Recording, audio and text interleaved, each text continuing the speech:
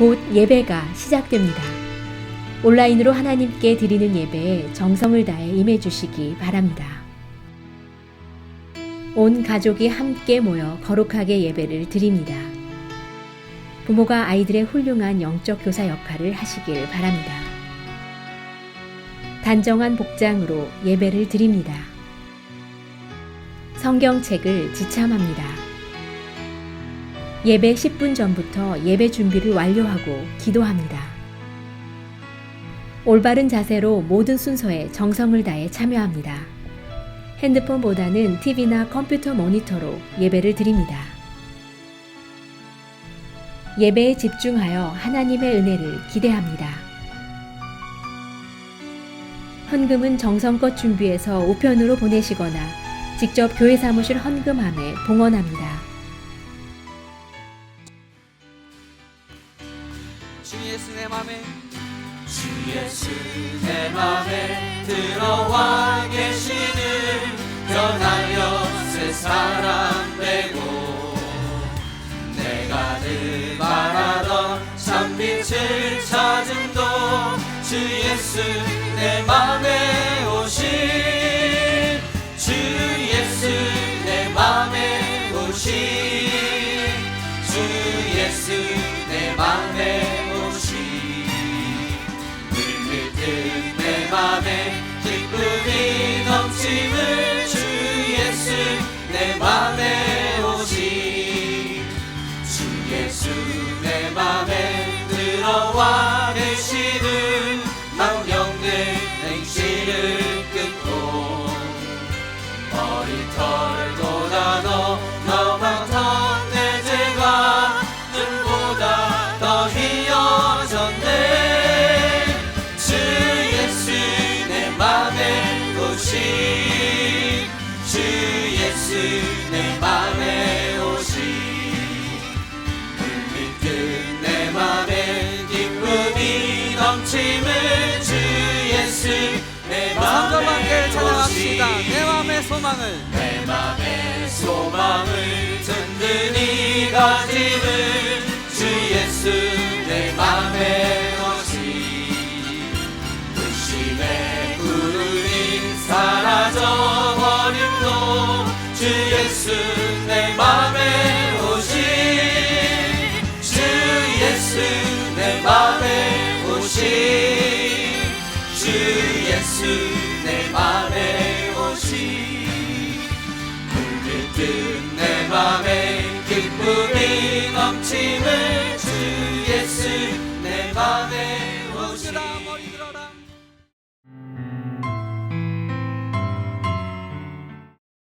하늘에 계신 우리의 전능하신 하나님께 영광과 감사와 찬양을 올려드립니다. 지난 밤도 주 안에서 편히 쉬게 해주시고 하루를 시작하는 첫 시간을 먼저 기도의 제단을 쌓고 깨어 기도하며 하나님의 은혜와 도우심을 구하게 하시니 감사합니다. 갈 길을 잃은 이 죄인 아버지와의 관계를 다시 한번 깨닫는 시간을 주시고 잊고 있었던 여호와 하나님의 이름을 찾고 주님께 멀어져 가던 길을 다시 돌이켜오게 하옵소서. 오직 믿음의 눈으로만 바라보고 주의 말씀과 법도를 지키며 살기를 원하오니 주여 도와주시옵소서. 아직도 전 세계에서 기승을 떨치는 두려움과 공포의 바이러스 세력을 다스려 주시고 하나님의 위로하심과 성령의 능력이 강력하게 임하시어 모든 성도가 영적 싸움에서 승리하게 하옵소서. 세계 각지에서 하나님의 나라를 위해 헌신하는 선교사님들의 안전을 바라오며 2021 세계 선교대회를 준비하고 있습니다. 많은 선교사님들이 오셔서 작은 쉼을 얻고 그 사역의 열정을 우리에게 나누실 때 복음의 능력이 우리 가운데 있어 한 영혼을 주님께 열방의 복음을 전하는 불길을 온전히 감당하게 하옵소서. 주의 이름으로 합심하여 모여 무엇이든지 구하여 기도하면 아버지 하나님께서 들어주시고 우리와 함께 하시겠다는 말씀을 믿고 기도하는 우리 성도들의 간절한 기도를 들어주신 줄 믿습니다. 이 시간 김창용 전도사님 성령 충만함으로 말씀을 전하실 때 우리들은 그 말씀 안에서 아버지의 뜻을 바로 알고 순종하는 빛의 자녀로 살게 하옵소서. 오늘도 하나님 앞에 영광을 돌리며 살아가는 그리스도 연합감리교회의 모든 교역자들과 교인들의 건강, 사업, 직장, 가정을 보호하여 주셨길 간절히 바라오며 우리의 소망 되신 예수 그리스도의 이름으로 감사하며 기도드립니다. 아멘.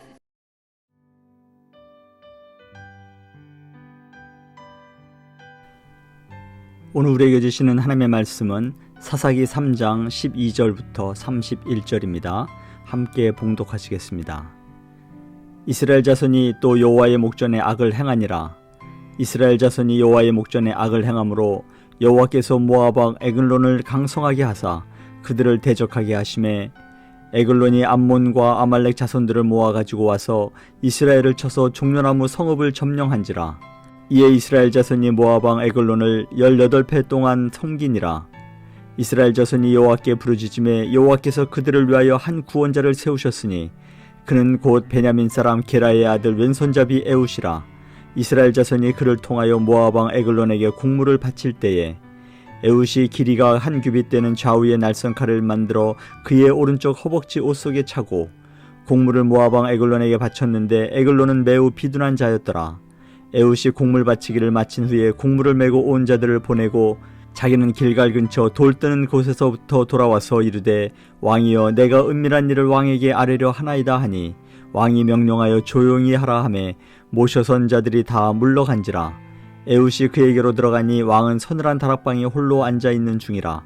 에웃이 이르되 내가 하나님의 명령을 받들어 왕에게 아랠 일이 있나이다 하매 왕이 그의 좌석에서 일어나니 에웃이 왼손을 뻗쳐 그의 오른손 허벅지 위에서 칼을 빼어 왕의 몸을 찌르매 칼자루도 나를 따라 들어가서 그 끝이 등 뒤까지 나갔고 그가 칼을 그의 몸에서 빼내지 아니하였으므로 기름이 칼날에 엉겼더라. 에웃이 현관에 나와서 다락문들을 뒤에서 닫아 잠그니라. 에웃이 나간 후에 왕의 신하들이 들어와서 다락문들이 잠겼음을 보고 이르되 왕이 분명히 서늘한 방에서 그의 발을 가리우신다 하고 그들이 오래 기다려도 왕의 다락문들을 열지 아니하는지라 열쇠를 가지고 열어본즉 그의 군주가 이미 땅에 엎드러져 죽었더라. 그들이 기다리는 동안에 에웃이 피하여 돌 뜨는 곳을 지나 스이라로 도망하니라. 그가 이르러 에브라임 산지에서 나팔을 불매 이스라엘 자손이 산지에서 그를 따라 내려오니 에웃이 앞서가며 그들에게 이르되 나를 따르라. 여호와께서 너희의 원수들인 모압을 너희의 손에 넘겨주셨느니라 하매 무리가 에웃을 따라 내려가 모압 맞은편 요단강 나루를 장악하여 한 사람도 건너지 못하게 하였고 그때에 모압 사람 약 10,000명을 죽였으니 모두 장사요 모두 용사라. 한 사람도 도망하지 못하였더라. 그날에 모압이 이스라엘 수하에 굴복하며 그 땅이 80년 동안 평온하였더라. 에웃 후에는 아나스의 아들 삼갈이 있어 소모는 막대기로 블레셋 사람 600명을 죽였고 그도 이스라엘을 구원하였더라. 아멘. 오늘 우리가 함께 나눌 은혜의 말씀은 사사기 3장 12절부터 31절의 말씀입니다. 본문은 이스라엘의 두 번째 사사인 에웃의 이야기를 다루면서 하나님께서 이스라엘 민족들 가운데 어떻게 개입하셨는지를 말씀해 주고 있습니다. 전체적으로 보면 사사기 3장부터가 사사들의 행적을 시작한다고 볼 수 있는데요. 어제 생명의 삶 본문인 3장 1절부터 7절에서는 첫 번째 사사였던 온니엘의 이야기가 등장합니다. 그런데 온니엘이라는 사사의 역할도 중요하겠지만 더욱 중요한 것은 사사들의 등장 이유가 무엇이냐가 우리들에게 중요한 메시지를 던져주고 있는 것입니다. 3장에 나오는 이스라엘 백성들은 세대로 구분하자면 3세대 정도로 구분할 수 있는데요. 첫째 세대는 출애굽 세대라고 볼 수 있습니다. 그리고 두 번째 세대는 광야 세대라고 볼 수 있죠. 그리고 광야 세대를 지나서 세 번째 세대는 가나안에 정착을 해서 이스라엘 백성들이 정복하지 못했던 가나안에 있는 족속들과 어울려 살고 있는 그러한 세대를 말하고 있습니다. 지난주에 보신 것처럼 사사기의 세대를 이렇게 표현을 하고 있습니다. 사사기 2장 10절입니다. 그 세대의 사람도 다 그 조상들에게로 돌아갔고 그 후에 일어난 다른 세대는 여호와를 알지 못하며 여호와께서 이스라엘을 위하여 행하신 일도 알지 못하였더라 라고 말씀하고 있습니다. 그렇습니다. 지금 이 세대는 여호와를 알지 못할 뿐만 아니라 여호와 하나님께서 이스라엘을 위하여 행하신 어떤 기적도 어떤 일들도 알지 못하는 그러한 세대라고 말씀하고 있습니다. 이것은 정말 안타까운 일이 아닐 수 없습니다. 첫 번째 사사였던 온니엘의 등장에 앞서 하나님은 이스라엘 백성들이 정말로 하나님을 알고 있는지 모르는지, 모세를 통해 명령하신 일들을 알고 있는지 시험을 하신다고 말씀을 하십니다. 3장 1절인데요. 여호와께서 가나안의 모든 전쟁들을 알지 못한 이스라엘을 시험하려 하시며 라고 기록하고 있습니다. 여기에 시험이라는 단어가 나오는데 전에 말씀을 드린 적이 있습니다. 시험이라는 단어를 영어 번역으로 보면 금방 구분하실 수 있으실 겁니다. 시험이라는 번역에는 테스트와 템테이션이라는 단어가 쓰인 것을 구분할 수 있습니다. 템테이션은 시험이라기보다는 유혹이라는 말이 어울릴 수도 있지 않을까 싶습니다. 하나님은 우리를 유혹하지 않으십니다. 하나님께서 시험하시는 부분에는 전부 테스트라는 단어를 확인할 수 있습니다. 이것이 왜 중요하냐면 테스트는 하나님께서 복을 주시기 위한 과정의 하나라는 것입니다. 그 대표적인 예가 아브라함입니다. 창세기 22장에서 하나님은 아브라함이 100세에 낳은 독자 이삭을 하나님께 바치라고 하십니다. 그 시작이 이렇습니다. 창세기 22장 1절입니다. 그 일 후에 하나님이 아브라함을 시험하시려고 그를 부르시되 아브라함아 하시니 그가 이르되 내가 여기 있나이다. 여기에 기록된 시험이 바로 테스트입니다. 이 시험을 잘 통과한 아브라함에게 하나님은 큰 복을 내리시는 것을 보게 됩니다. 내가 이같이 행하여 내 아들 내 독자도 아끼지 아니하였은즉 내가 네게 큰 복을 주고 내 씨가 크게 번성하여 하늘의 별과 같고 바닷가의 모래와 같게 하리니 내 씨가 그 대적의 성문을 차지하리라 라고 말씀하는 것을 보게 됩니다. 그렇습니다. 하나님은 우리를 넘어뜨리거나 시련을 겪게 하시기 위해 시험하지 않으신다는 것입니다. 하나님의 시험은 사탄의 시험인 유혹과 달라서 언제나 우리에게 복 주시기 위해서 테스트하시는 줄 믿습니다. 우리는 인생을 살아가면서 사탄의 유혹도 있을 수 있지만 하나님께서 우리의 믿음을 테스트하는 시험을 만나는 경우들이 많이 있습니다. 그 시험에 걸려 넘어져서 하나님을 원망하고 탄식하는 인생이 아니라 시험을 잘 통과해서 하나님께 큰 복을 받아 누리는 우리 모두가 되기를 간절히 소망합니다. 지금 이스라엘 백성들이 하나님의 시험에 걸려 넘어진 것 아니겠습니까? 이스라엘 백성들이 시험에 넘어진 이유가 많이 있었겠지만 대표적인 이유는 이스라엘 백성들이 함께 살고 있는 가나안의 여러 족속들과 어울려 살면서 그들의 딸들을 맞아 아내로 삼고 자기 딸들을 그들의 아들들에게 주면서 그들의 신들을 섬겼기 때문이라고 말씀하고 있습니다. 이것으로 볼 때 오늘 본문 12절은 우리에게 많은 것을 얘기해 주고 있습니다. 이스라엘 자손이 또 여호와의 목전에 악을 행하니라. 이스라엘 자손이 여호와의 목전에 악을 행함으로 여호와께서 모압 왕 에글론을 강성하게 하사 그들을 대적하게 하시매라고 기록하고 있습니다. 여기서 몇 가지 단어를 살펴보기를 원하는데요. 이스라엘 자손이 또라는 단어가 우리에게 주는 의미가 있습니다. 그리고 여호와의 목전에 악을 행하니라. 여기서 악이라는 단어가 주는 의미가 또한 있습니다. 그리고 여기에 모압이라는 나라가 우리의 관심의 대상입니다. 또라는 표현 속에는 이스라엘 백성들의 죄악이 한 번이 아니라는 것을 의미하고 있습니다. 이미 사사기 3장 1절부터 11절에서 이스라엘 백성들이 여호와 하나님의 목전에 악을 행해서 메소포타미아 왕 구산 리사다임을 8년을 섬겼다고 기록하고 있습니다. 그래서 하나님께 부르짖음으로 하나님께서는 온니엘이라고 하는 첫 번째 사사를 세우셔서 이스라엘 백성들을 구원하십니다.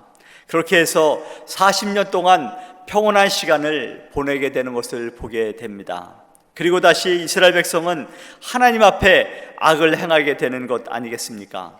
이러한 반복들을 우리는 출애굽기를 통해서 많이 보지 않았습니까?